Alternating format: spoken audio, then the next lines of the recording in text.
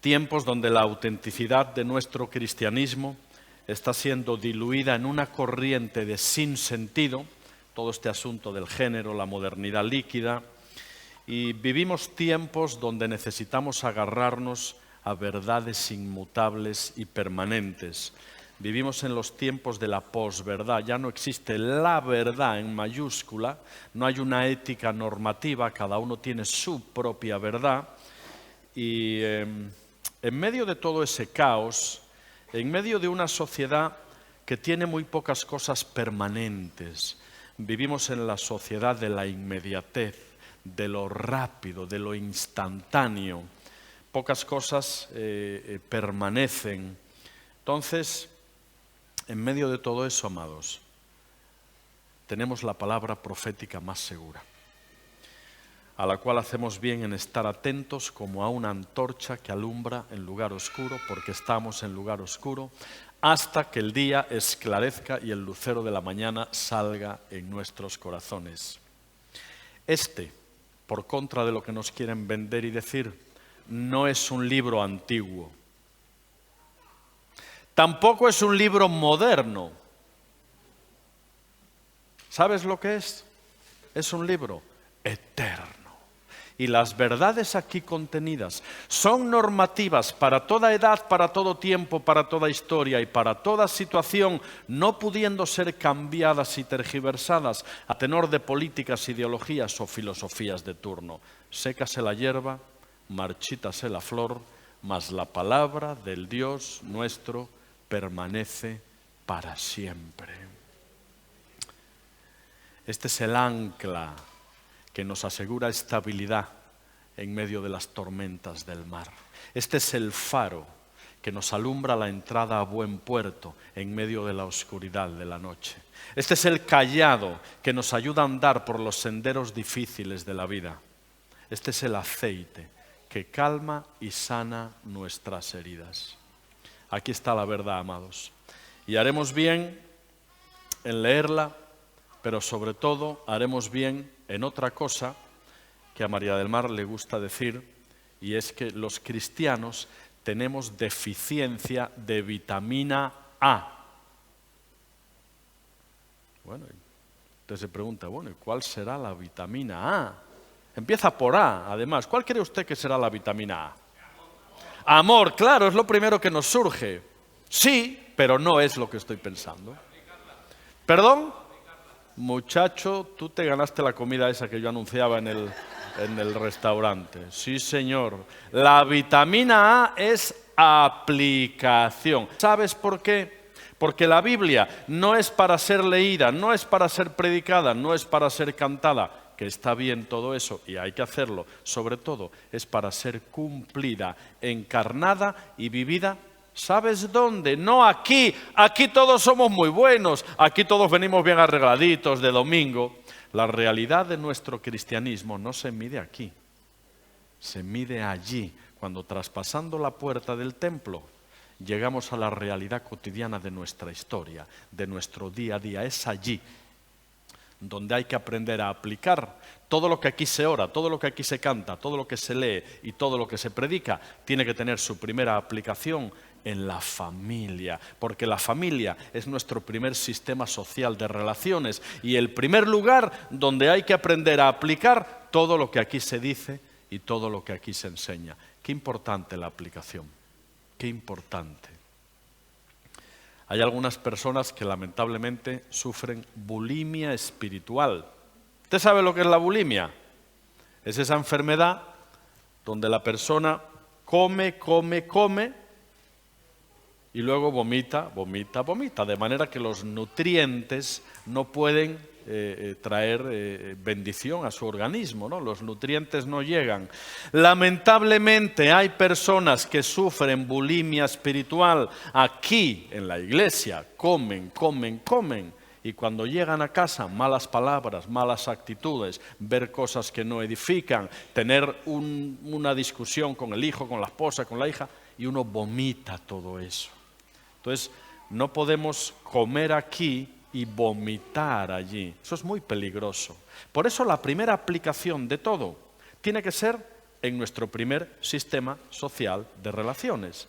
Cuando yo leo, amarás a Dios sobre todas las cosas y al prójimo como a ti mismo. Tu primer prójimo no es quien tienes al lado en la banca de la iglesia. Tu primer prójimo es tu más próximo. De ahí viene la palabra. Es decir, tu padre, madre, esposo, esposa, hijo, hija, hermano, hermana, porque el banco de pruebas de la autenticidad de nuestro cristianismo es la familia, es el hogar. De manera que había un par de viejitos ya muy mayores, ya sabéis que me gusta contar historias, y entonces llegan al banco los viejitos, y cuando están ahí en la ventanilla para ser atendidos, de repente entra un atracador y empieza a pegar tiros, y el guarda de seguridad, llega la policía, y al viejito le dan un disparo en un oído, y se lo lleva a la ambulancia de urgencia, bueno. Y la viejita está allí sentada tan tranquila y el guarda de seguridad del banco le dice, señora, pero usted no está preocupada que a su marido le han pegado un tiro en el oído, puede morir, usted no está preocupada. Y la señora dice, no hombre, yo conozco a mi marido hace ya mucho tiempo. A mi marido lo que le entra por un oído le sale por el otro.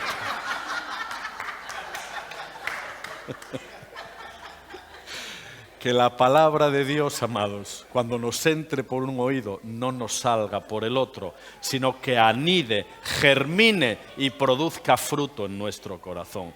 Porque si la palabra nos entra por aquí y nos sale por aquí, nuestra conciencia acaba cauterizada.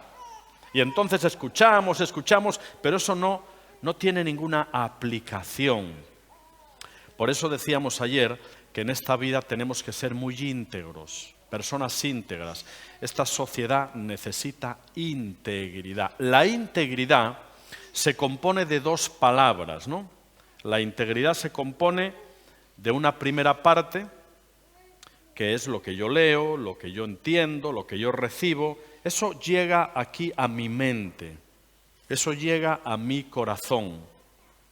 Es decir, eso es creencia.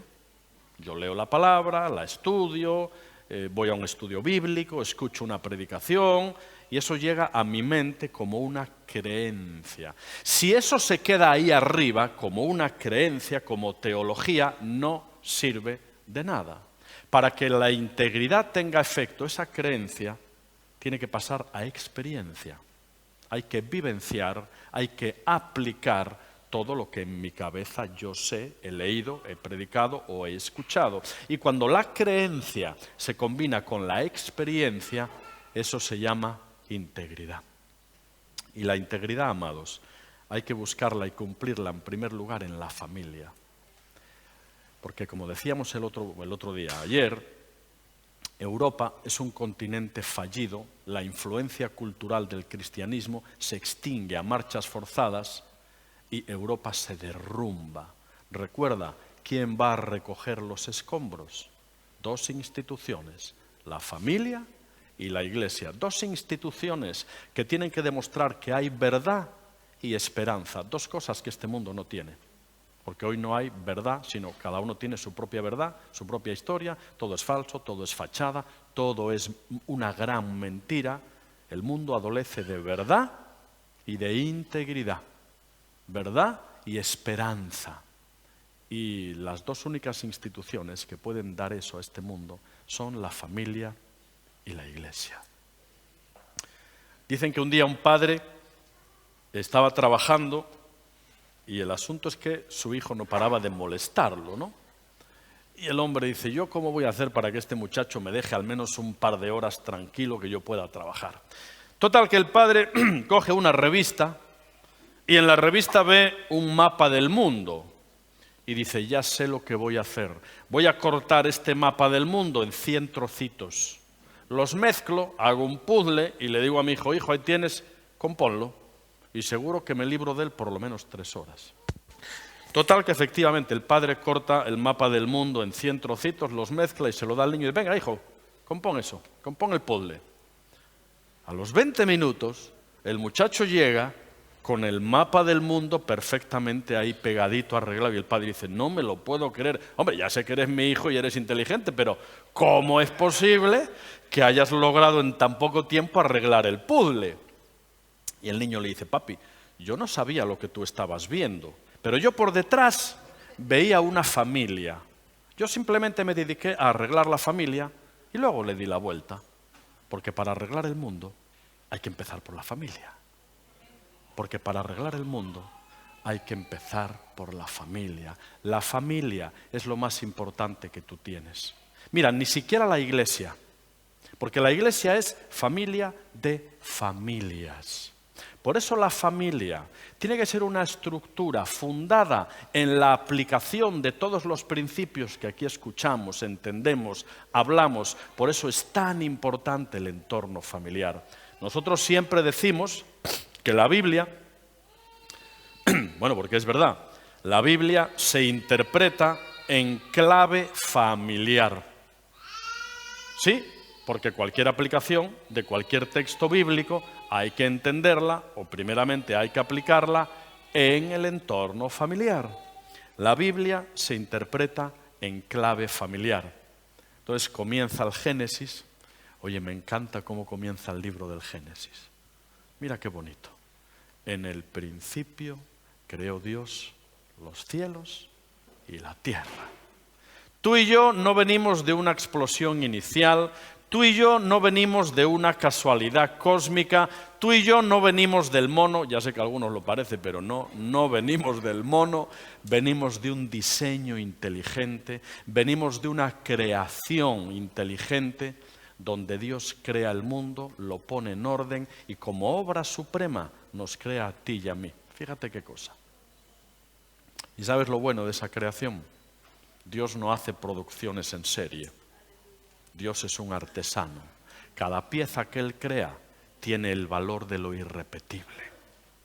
Tú tienes el valor de lo irrepetible delante de Dios. No hay otro igual a ti. Entonces comienza la Biblia. En el principio creó Dios los cielos y la tierra estaba ¿cómo? Desordenada y vacía. Mira qué interesante. Estaba desordenada y vacía. ¿Cómo es posible que un Dios de orden, un Dios que por sí mismo no puede crear nada desordenado, comience el acto creador partiendo de un desorden y de un vacío? Bueno, pues dicen los teólogos, los especialistas en estas materias, dicen que cuando Satanás... ¿Tú sabes Satanás cómo se llamaba antes de llamarse Satanás? Se llamaba Lucifer, ángel de luz. Dicen que en los querubines era el ángel más precioso, un rango superior. Pero anidó el orgullo en su corazón, quiso ser igual a Dios y fue echado a lo profundo del mar, junto con los ángeles caídos. Dicen que la caída de Lucifer, que ya pasó a ser Satanás, con toda la hueste de ángeles caídos al fondo de la tierra, es lo que provocó ese desorden inicial. Y Dios comienza el acto creador partiendo de un desorden inicial. De hecho, cuando vamos al griego, y recuerda que la Biblia, aunque el Antiguo Testamento está la mayor parte en hebreo, un poquitito en arameo, y el Nuevo Testamento está en griego, toda la Biblia fue traducida en Egipto, en Alejandría, en la Biblia que se llamó la Septuaginta, al griego, tanto el Antiguo como el Nuevo Testamento.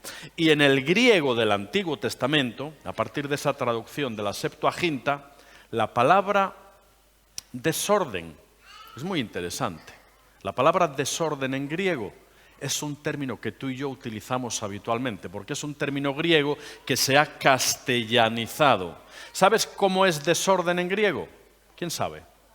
Caos. La palabra desorden en griego es caos. O sea que Dios comienza el acto creador partiendo de un caos inicial. Y cuando Dios comienza a crear todo lo que Él crea, eso también tiene un término griego, que también se ha castellanizado y que también utilizamos habitualmente. Tiene mucho que ver con las mujeres ese término griego, fíjate, con ustedes las señoras. Porque es un término que tiene que ver cuando las señoras normalmente, antes de salir de casa, empiezan por aquí tal, y se pintan y toda la cosa. ¿Sabes cómo se llama eso? Eso tiene un nombre, la cosmética, ¿o no? La cosmética. ¿De dónde crees que vendrá cosmética? de cosmos. ¿Qué significará cosmos? ¿Alguien lo sabe? ¿Qué significa cosmos? Eso es correcto, pero el término griego para cosmos no es universo. Mira qué interesante, el término griego para cosmos es orden. Yo no quiero decir que las mujeres tengan que ordenarse el rostro cada mañana, ¿eh? Eso se lo preguntan al término griego, pero cosmos, el efecto retardado. Cosmos, cosmos en griego quiere decir orden. Mira qué interesante, del caos Dios crea el cosmos. Del desorden, Dios crea el orden. Todo en esta vida se rige por principios o estructuras de orden y autoridad. Claro, tú vas por las carreteras de España y hay una estructura de autoridad llamada policía, tráfico, guardia civil, que están ahí para velar que no te pases de 120, que lleves el cinturón puesto, que no cometas infracciones, porque tiene que haber una estructura de autoridad. Y si no hubiera una estructura de autoridad, que a veces falla en muchos sentidos, porque el elemento humano falla, ¿sabes qué serían las carreteras? Un caos, porque necesitamos en todos los órdenes de la vida estructuras de autoridad. Un país tiene que ser gobernado por una estructura de autoridad. Y si no hay una estructura de autoridad, el país es un caos, aunque lamentablemente hay estructuras de autoridad que ya son un caos por sí mismas. Claro, lamentablemente. En los pueblos tiene que haber una estructura de autoridad. Y si no hay una estructura de autoridad que organice, gobierne, jerarquice, esto sería un caos. En la familia tiene que haber una estructura de autoridad. En la iglesia tiene que haber una estructura de autoridad. Todo funciona bajo un orden preestablecido. Si se rompe el orden, entramos en caos. Y lamentablemente en nuestra sociedad, en todos los ámbitos, hemos roto las estructuras de autoridad. Aún a nivel ecológico, hemos roto el orden natural y estamos pagando ya las consecuencias, porque donde no hay orden, hay caos. Yo que soy de Asturias, cuando era chiquitito, había en mi pueblo 3 estructuras de autoridad que nadie cuestionaba. La familia, la iglesia, la católica en los tiempos de hace 45 años, mayormente, familia, iglesia y escuela. Eran 3 estructuras de autoridad. Lo que decían papá y mamá en la familia, hombre, claro, estructura de autoridad. Lo que decía el cura el domingo, yo iba a misa de 11. Lo que decía el cura el domingo, iba a misa. Efectivamente. Claro. Y no me decían a mí cosas raras, ¿sabes? No, yo no soy de los que piensan que todos los católicos son unos ogros y están... No. En la Iglesia católica hay gente muy válida que nos da algunas cuantas vueltas a nosotros, ¿eh? Y en la Iglesia evangélica hay algunos que nos avergüenzan también. O sea que ni nosotros somos tan buenos ni ellos tan malos, ¿no? Entonces, en la escuela, lo que el profesor decía también era ley y se respetaba. Yo recuerdo el profesor que tenía, se llamaba Don Manuel. Don Manuel. Empezamos por ahí. Cuando Don Manuel decía, yo me llamo Juan Jesús, ¿no? Juan Jesús Varela, acérquese al pupitre. Pues chica, yo casi me hacía pipí en los pantalones el sentido de respeto y de autoridad, ¿no? Quizá un poco exagerado, quizá, pero había estructuras de autoridad que nos ayudaban a entrar en un orden. ¿Sabes cuál es el colectivo de profesionales con mayor índice de depresión hoy en día? Los maestros, que no pudiendo contener a unos cafrecillos, que no habiendo recibido en el hogar las claves de una educación, de un orden, de un respeto, llegan al colegio y no respetan a nada ni a nadie. Y al profesor, menos de don, le dicen de todo. Y le pinchan las ruedas del coche y hay violencia. Es tremendo, porque hemos roto las sanas estructuras de autoridad que Dios creó y donde no hay orden se genera siempre un caos. Eso es verdad. Entonces, después de que Dios crea todo lo creado, Dios dice que Dios vio todo lo que había creado, ¿verdad? Y era bueno en gran manera. Y luego llega el contraste que ayer veíamos: no es bueno que el hombre esté solo, Génesis 2:18, Dios crea a la mujer, el otro sexo, Dios crea la sexualidad, y entonces no es bueno que el hombre esté solo, le haré ayuda idónea, ¿verdad? Claro, ayer hablábamos de que la soledad no es buena, especialmente para el varón, pero también para la mujer. La soledad no es buena para nadie, no fuimos diseñados para vivir en soledad. Nosotros en Mallorca pastoreamos 5 años con María del Mar y nuestro hijo tendría, no sé, 6 añitos o por ahí. Resulta que para su cumpleaños quería un pájaro. Le dio por ahí, quería que le compráramos un pájaro. Total, que fuimos a la tienda y nuestro hijo se fijó en una jaula donde había agapornis. ¿Usted sabe lo que es un agaporni? Es como un loro chiquitito, no hablan. Eso sí, emiten un chillido metálico cuando amanece, que si uno lo sabe de antemano, a lo mejor le persuade de comprar el animalito. Son muy, muy lindos. Y entonces mi hijo señala un agaporni hermoso y dice: papi, mami, quiero ese. Y nos vamos al señor de la tienda, ¿verdad? Y le decimos: mire, nos da ese agaporni. Y el señor nos dice: uy, es que este ya se emparejó. Y los agapornis, una vez que se emparejan, no los podemos separar porque se mueren. Usted sabe que además se llaman de agapornis inseparables. Digo, el tipo no es negociante ni nada. Quiere venderme, en vez de uno, quiere venderme los dos. Pero ya sabes lo que no haces por un hijo. Compramos los 2 pajaritos, la jaula, y el niño los primeros días le daba de comer, tal, pero al 3er o 4.er día se dejó la puertecita de la jaula abierta. Un agaporni,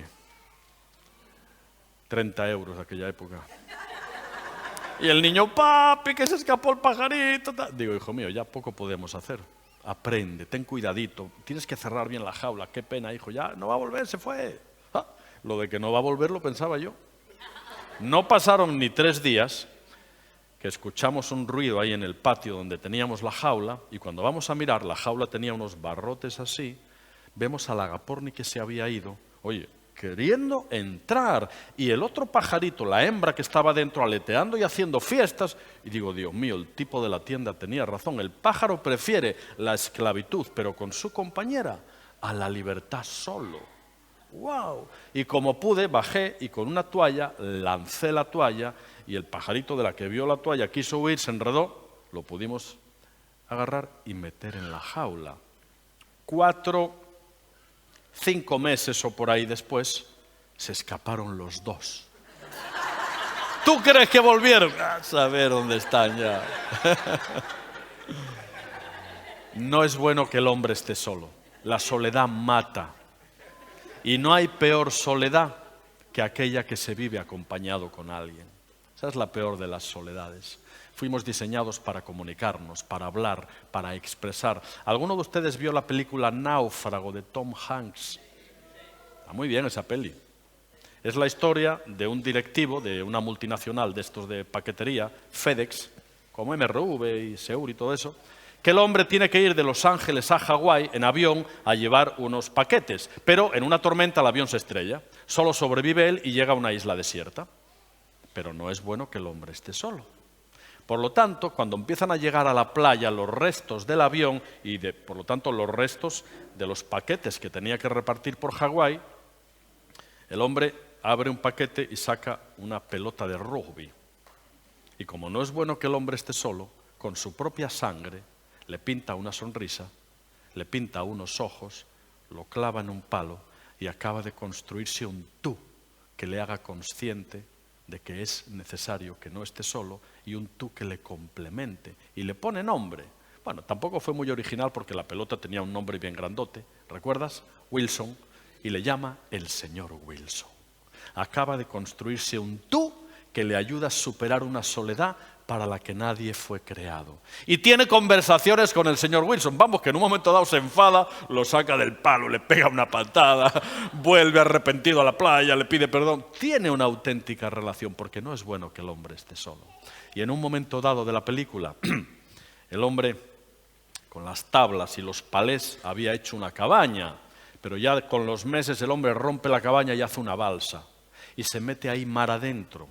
pensando que quizá va a lograr interceptar la ruta de algún barco que le lleve de vuelta a la civilización. Y efectivamente se lleva se lleva al señor Wilson con él y suben en la balsa, y la balsa, después de las olas iniciales, llega a alta mar.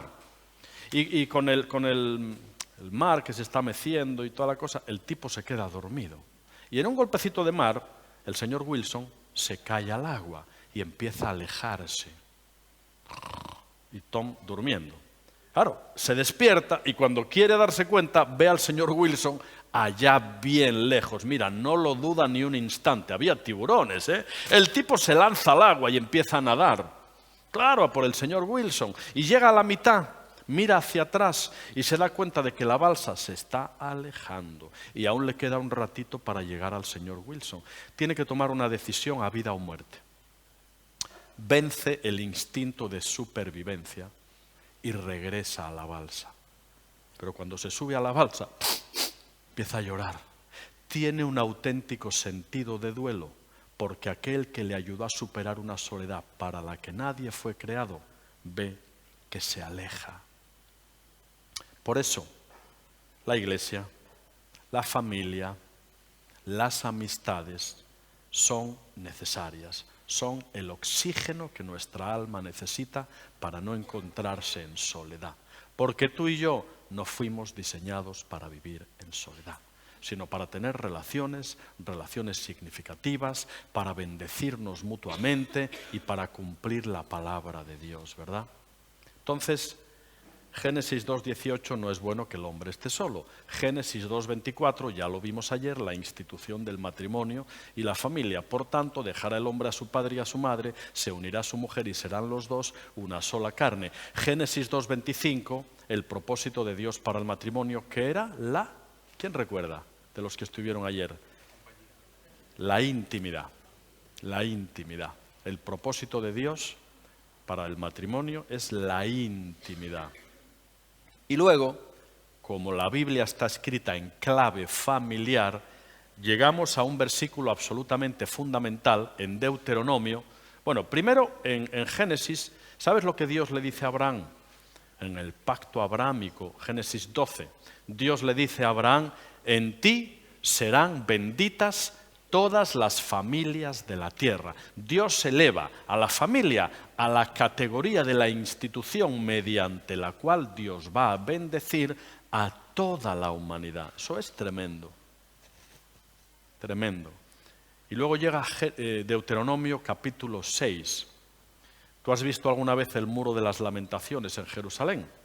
Ahí están los judíos ortodoxos que van con traje, con esos rizos, el sombrerito. Muchos llevan un saquito, una cajita de cuero aquí, en la frente, y a veces aquí, en el brazo.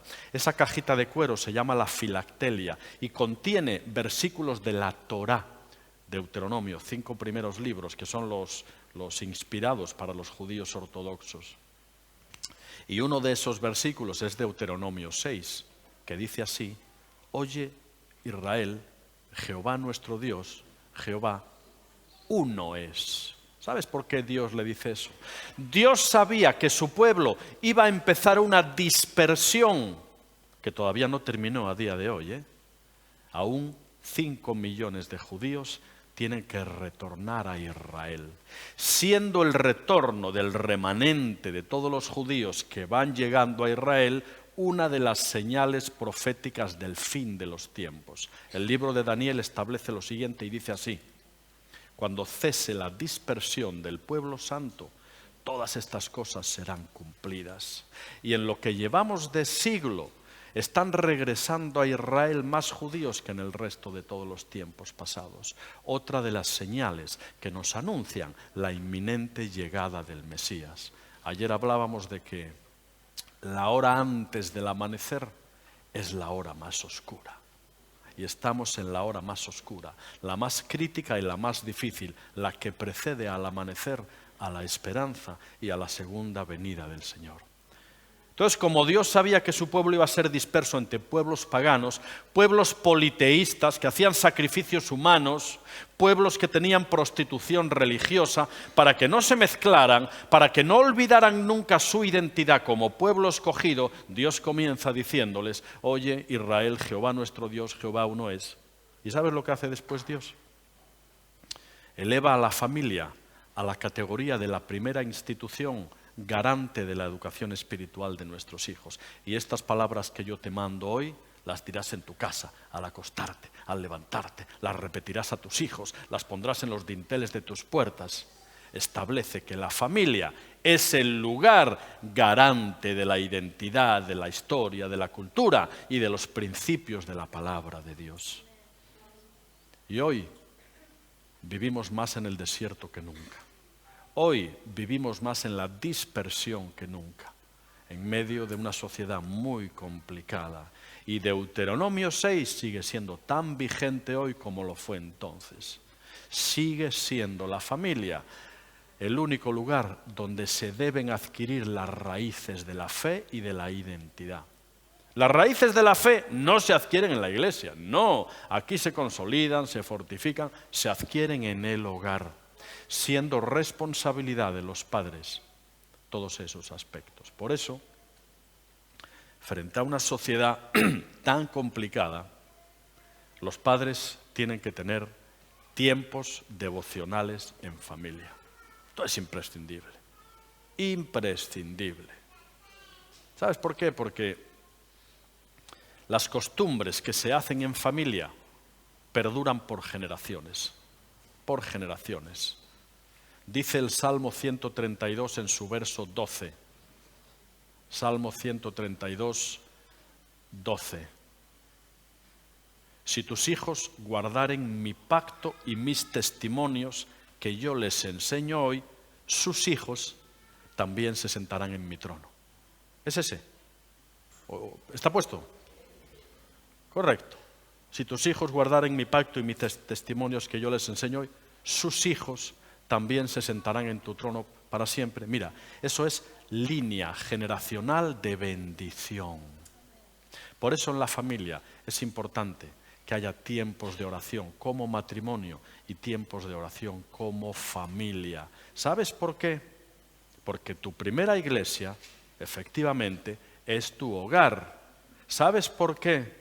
Porque la iglesia primitiva comenzó su andadura en los hogares. Los cultos eran familiares, eran comidas fraternales. Y no podemos olvidarnos de que las raíces de la fe no se adquieren en la iglesia, aquí se consolidan, se adquieren en el hogar.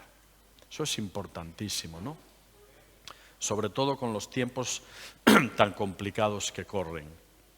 Bien, todo en la Biblia se interpreta en clave familiar. Llegamos al final del Antiguo Testamento, y tú sabes cómo finaliza el Antiguo Testamento en el libro de Malaquías, en clave familiar. Finaliza literalmente diciendo, a ver si me acuerdo las últimas palabras de Malaquías. Claro, habla de Elías, prefigura de Cristo, y dice, hablando de Cristo, es una profecía mesiánica, así finaliza el Antiguo Testamento. Él, referido a Cristo, prefigura de Elías, él hará volver el corazón de los padres hacia los hijos y de los hijos hacia los padres, no sea que yo venga y hiera la tierra con... La última palabra del Antiguo Testamento es maldición. La ley. Pero qué bueno que la primera palabra del Nuevo Testamento en la primera predicación de Cristo es bienaventurado, feliz, gozoso, porque la ley fue completada en la gracia. Ahora, finaliza el Antiguo Testamento en clave familiar, lanzando una restitución futura del orden familiar. Esa profecía tiene un primer cumplimiento ahora, porque ahora la autoridad está rota, las estructuras de autoridad están deshechas, y esa profecía de Él hará volver el corazón de los padres hacia los hijos, quiere decir que el corazón de los padres y de los hijos, quiere decir que va a haber una desestructuración familiar. Esa es la que ya estamos sufriendo. La segunda parte de la profecía habla de que Él va a venir. No para herir la tierra con maldición, pero sí para traer un juicio y para darle a cada uno aquello que haya elegido. Como Dios es justo, si tú decides vivir una vida apartado de Dios aquí, eso es lo que Dios te va a dar en la eternidad, una vida apartado de Él allí. Si decides vivir una vida siguiendo sus principios aquí, Dios te va a dar una vida con Él eternamente compartiendo allí, porque Dios es justo. Pero el Nuevo Testamento comienza en el libro de Mateo, también en clave familiar, porque el principio del libro de Mateo es la genealogía de Jesús. ¿Tú te acuerdas que dice la palabra ahí en el Nuevo Testamento y habla de toda la genealogía? ¿Por qué habla de la genealogía de Jesús? Por una razón muy simple. Quiso Dios que su único hijo viniera entroncado en una línea familiar, perteneciente a una dinastía. Por eso comienza hablando de la genealogía de Jesús, entroncando al Hijo de Dios en un sistema familiar. Qué importante. Y dice la palabra que la religión pura y sin mancha es esta: atender a los huérfanos y a las viudas en sus tribulaciones y guardarnos sin mancha del mundo. Tú sabes lo que une, tú sabes lo que vincula a un huérfano y a una viuda, la ausencia de ¿quién? La ausencia del padre para el huérfano y del marido para la viuda, es decir, la ausencia del varón. Qué importante la figura del varón. Bien es cierto que en aquella época la mujer que se quedaba sin varón quedaba desprotegida porque no había seguridad social ni nada de esto, ¿no? Pero lo que nos interesa enfatizar aquí es la tremenda importancia de la figura del varón dentro del hogar. Recuerda que el ataque del enemigo lo que pretende es romper la primera figura del dominó divino que mencionábamos ayer, para que así, rota la primera figura, todo entre en desorden y por lo tanto en caos. Qué importante que el varón asuma su papel de esposo que ama, cubre, protege a su esposa, líder espiritual de su hogar. Mira, si yo preguntara a la iglesia evangélica en general, si yo les pregunto a las familias, ¿quién está más dispuesto a orar en tu familia? ¿Tú como esposa o tu marido? ¿Sabes cuál es la respuesta mayoritaria? La esposa. La esposa. Esa es la respuesta mayoritaria. Pero dice Isaías que el padre hará notoria la verdad de Dios a los hijos. ¿Por qué el padre tiene una alta responsabilidad como sacerdote del hogar? Por una razón muy simple. Porque Dios se humanó y se hizo ser humano en la figura de un hombre, Jesús. El padre terrenal es el escalón natural que a un niño le tiene que hacer entender la idea de un padre celestial. Luis Palau, predicaba sobre Dios como nuestro padre. Y cuando termina la predicación, un muchachito se le acerca y le dice: mire, pastor, si Dios es como mi padre, no me interesa. Mi padre es un borracho, le pega a mi madre. Claro. Porque el Padre tiene la alta responsabilidad de ser modelo y espejo del Padre celestial. El Padre natural es el escalón natural que todo niño tiene para acabar entendiendo la idea de un Padre celestial. Cuando un padre no está presente o es un padre que no cuida, que no protege, que no es tierno con sus hijos, que no modela nada positivo, el niño pierde el referente y el escalón natural.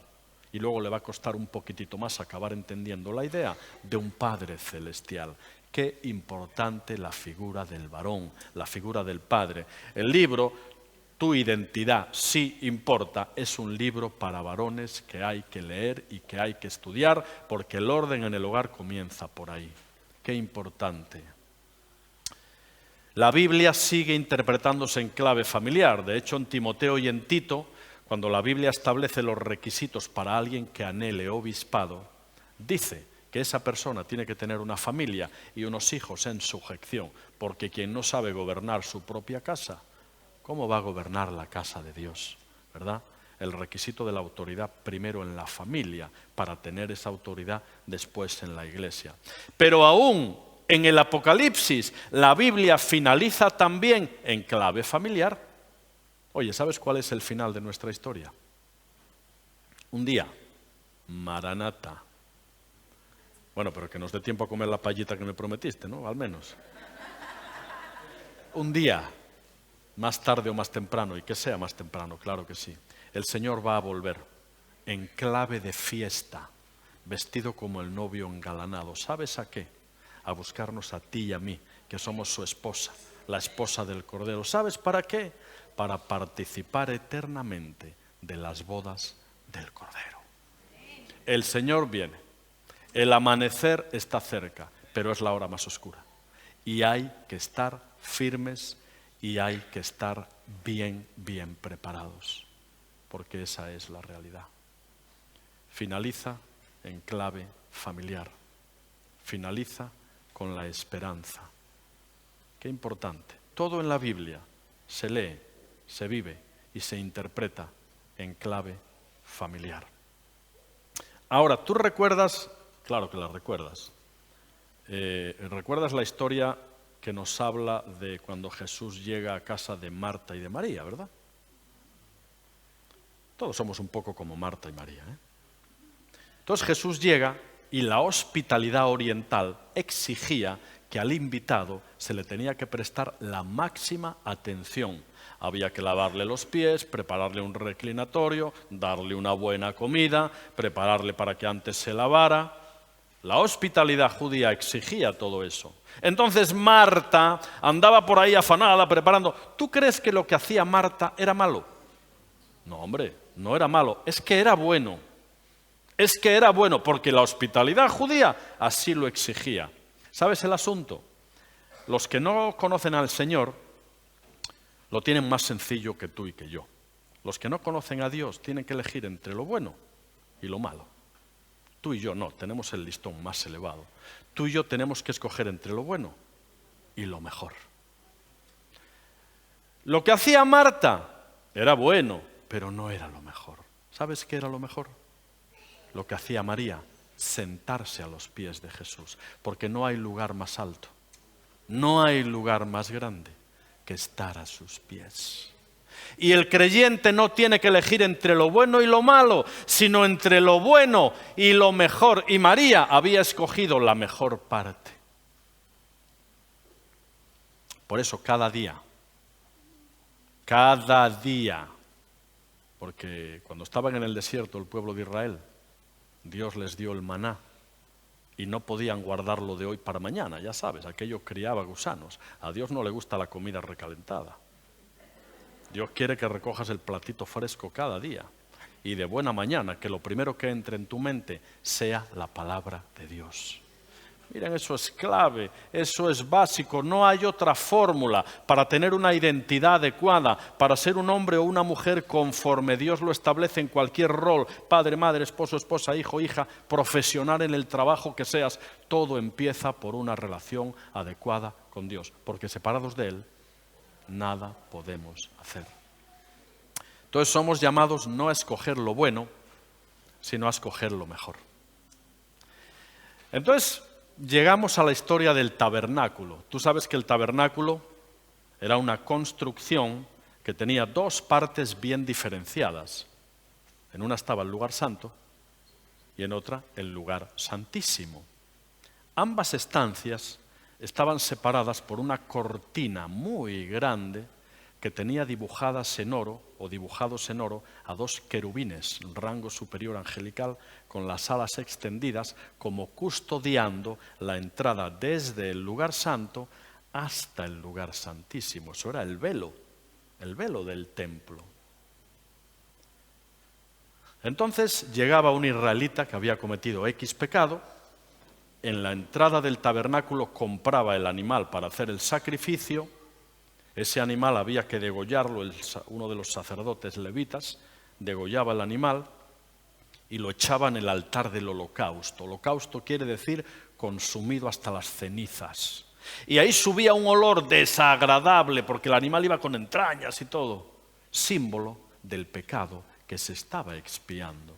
Entonces luego el sacerdote se lavaba las manos en la fuente y entraba al lugar santo.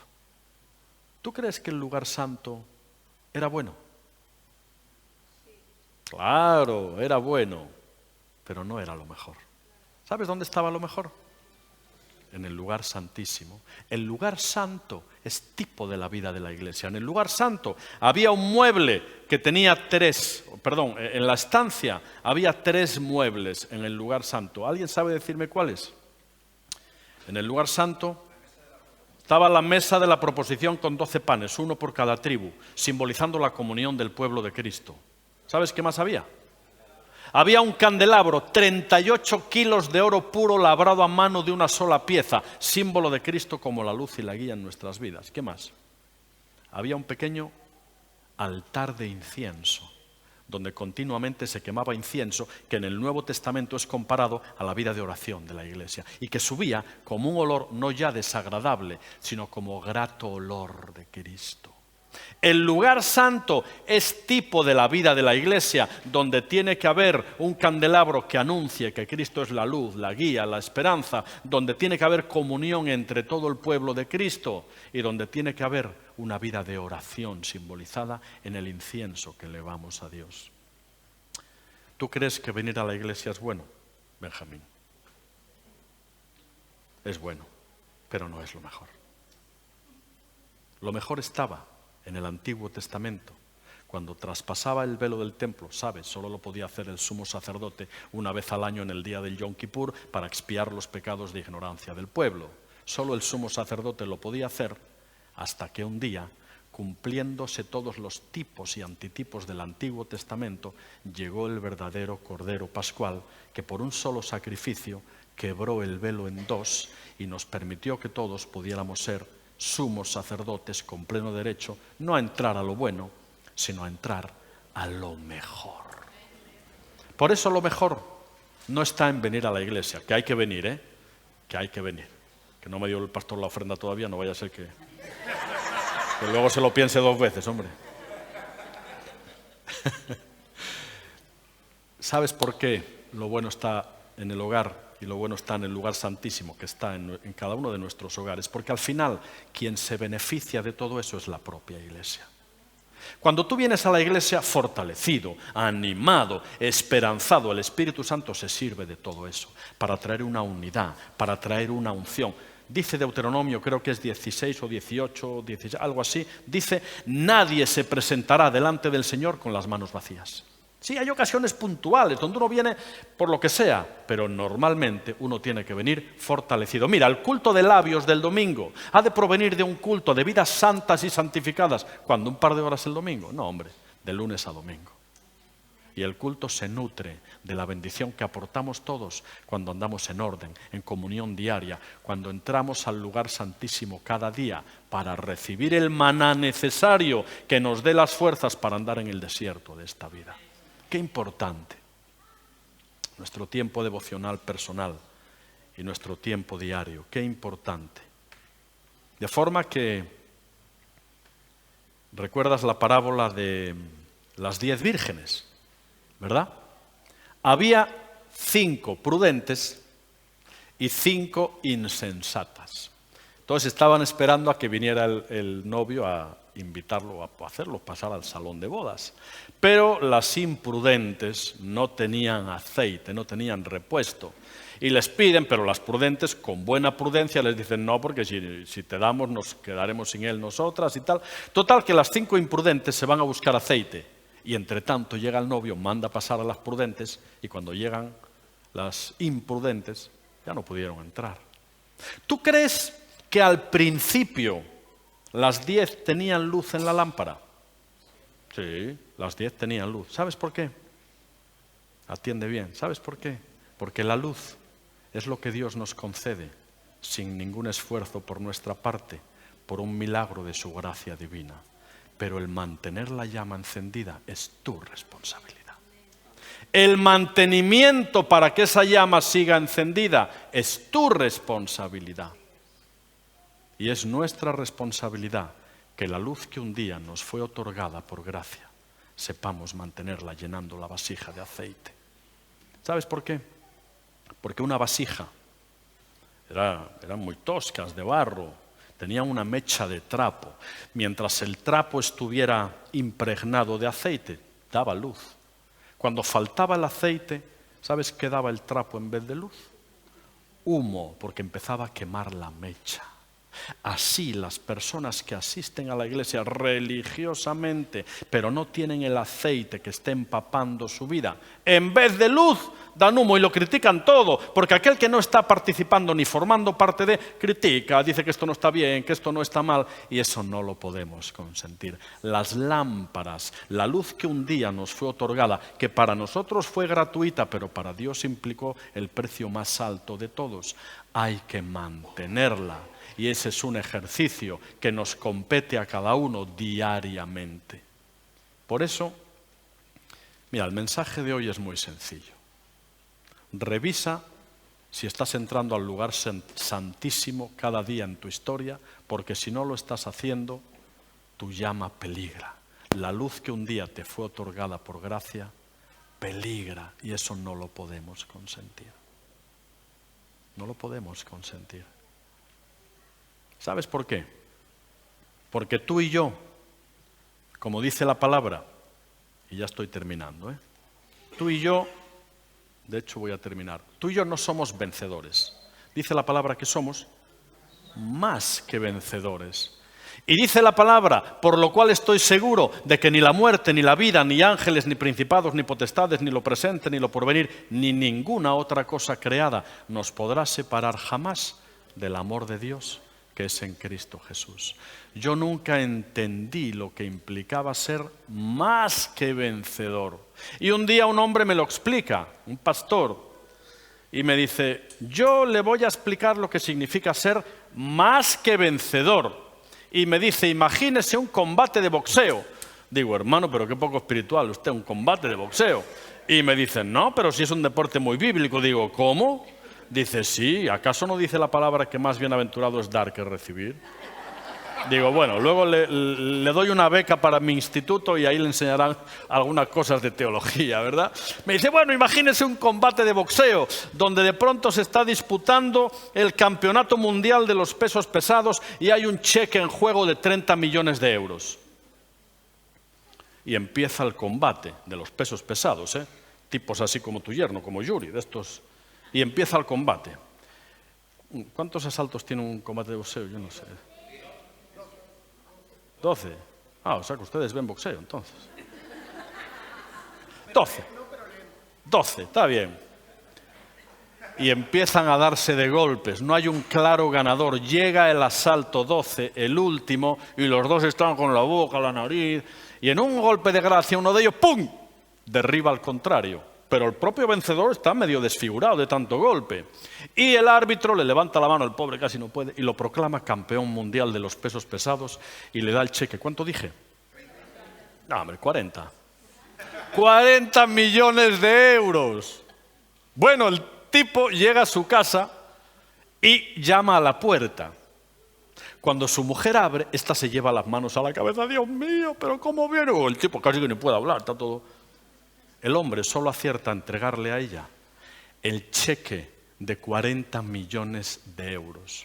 Cuando la mujer toma el cheque, ¿tú sabes quién fue el vencedor? No, el vencedor fue él. ¿Tú sabes quién fue más que el vencedor? Ella, que sin recibir ni un solo golpe fue beneficiaria de un cheque de 40 millones de euros. Traspasando eso a la obra de Cristo, y si viste la película La Pasión, tan gráfica, él fue quien recibió todos los golpes, todos los insultos, todas las afrentas, porque él fue el vencedor. Y cuando un día, por el milagro de la gracia divina, Dios te ofrece un cheque que no tiene precio porque es un pasaporte a la vida eterna, cuando tú por la fe lo recoges, él fue el vencedor, y tú sin recibir ni un solo golpe, fuiste hecho por la gracia de Dios más que vencedor. Y tú y yo, como más que vencedores, no podemos rebajar el precio que Dios pagó para darnos la luz. Y esa luz que un día nos fue otorgada por gracia, es nuestra responsabilidad aprender a mantenerla. Voy a pedirte que cierres los ojos ahí donde estás. Este es un momento especial de aplicación. Quiero que revises en tu propia vida. Quiero que revises si hay algo que mejorar. Quiero que revises si hay algo que cambiar. Si la palabra no produce cambios en tu vida, de nada sirve que hayas venido. Reflexiona, piensa qué hay que cambiar, qué hay que mejorar, qué hay que empezar a hacer, qué hay que dejar. Pero por encima de todas las cosas, yo no quisiera que nadie hoy aquí se marchara sin tener ese pasaporte. Yo no quiero que nadie se vaya sin tener la seguridad de que es un hijo de Dios y de que es más que un vencedor. Por eso, todos con los ojos cerrados ahora, por favor. Si estás aquí y no tienes la seguridad de que eres un hijo de Dios y no tienes la seguridad de ser más que un vencedor, ahí donde estás, en la privacidad, tú y Dios, yo te voy a pedir que repitas para tus adentros la oración que yo voy a pronunciar. Repítela, repítela con fe, porque hoy Dios puede hacerte más que vencedor. Ahí en la privacidad de tu asiento, si no tienes esa seguridad, repite conmigo para tus adentros. En esta mañana y delante de tu presencia, no tengo la seguridad de que soy tu hijo, tu hija. Quiero pedirte que entres en mi corazón. Quiero pedirte que traigas libertad a mi vida. Quiero pedirte que traigas esperanza a mi vida. Te acepto como Señor. Te acepto como Salvador. Te necesito. Y te pido perdón por mis pecados. Te pido perdón por mis faltas. Señor, entra en mi vida y hazme tu hijo. Lo pido en el nombre de Jesús. Amén. Ahí con los ojos cerrados, por favor. Mira, si tú en esta mañana tuviste la valentía de aceptar a Cristo en tu corazón, si tuviste la valentía de pedirle que entrara en tu vida, yo quiero que hagas algo muy simple. Ahí donde estás, levanta tu mano. Simplemente ahí donde estás, levanta tu mano. Dios, yo veo tu mano, pero Dios ve tu corazón. Ahí donde estás, si has aceptado a Cristo en tu vida, levanta tu mano y manténla ahí. Yo veo tu mano, Dios ve tu corazón. Si alguien hoy tomó la decisión de aceptar a Cristo en su vida, mantenga ahí la mano alzada. Padre, en esta mañana, delante de tu presencia, te damos tantas gracias, Señor. Tú eres nuestra esperanza, tú eres nuestro seguro refugio. Gracias por cada hombre o por cada mujer que hoy ha tomado la decisión de entregarte su vida, Dios mío, de pedirle que entres en su corazón y de ser hecho un hijo o una hija de Dios. Porque como establece el Evangelio de Juan, un día Él, Jesús, el incomparable, vino a este mundo. Los suyos no le recibieron, mas a todos los que le recibieron, los que creyeron en su nombre, les dio el poder y la autoridad de ser hechos hijos de Dios. Padre, que tu bendición se extienda sobre cada hombre y cada mujer que hoy tomó la decisión de aceptarse. Que tu bendición aún se extienda sobre cada persona que en esta sala, en esta iglesia hoy ha escuchado tu palabra y la ha recibido en tu corazón. Señor, tú conoces cada circunstancia. Trae paz, trae aliento, trae sosiego, trae inquietud en los corazones que necesiten cambios, Dios mío. Que nadie se vaya hoy de aquí sin el firme propósito de cambiar, de mejorar, de comprometerse más contigo, de ser mejor padre, madre, esposo, esposa, hijo, hija. Padre, que hoy vengan tiempos de cambio y tiempos de refrigerio para tu iglesia. Bendícenos, Señor. Que tu paz nos presida en este momento. Llévanos con bien a nuestros hogares. Que haya cambios, que a partir de hoy, Dios mío, seamos personas que aprendamos a buscarte cada día, Señor. A ser más que vencedores y a creerte a ti y a tener tu esperanza cumplida en nosotros mismos. Llénanos de tu paz, llénanos de tu gracia, de tu unción y de tu bendición. La recibimos, Padre, en el nombre precioso de Jesús. Amén y amén. Que Él les siga bendiciendo, amados. Amén.